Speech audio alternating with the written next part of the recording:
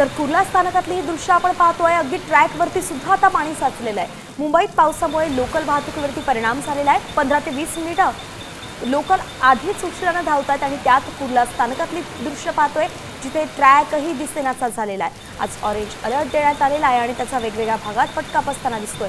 कुर्ला हे स्थानक खरं तर खूप गर्दीचं असतं, रहदारीचं असतं. मोठ्या प्रमाणात या ठिकाणावरून प्रवासी ये जा करत असतात आणि खरं तर हार्बर लाईन मध्य रेल्वे याला जोडणारं हे स्थानक आहे, म्हणून इथे जास्त गर्दी असते. अशात इथे आता पावसाचा फटका बसताना दिसतोय. ट्रॅकही दिसेनासा झालाय, पाण्याखाली ट्रॅक गेलेला आहे, म्हणून आता याचा फटका लोकलला बसणार हे निश्चित.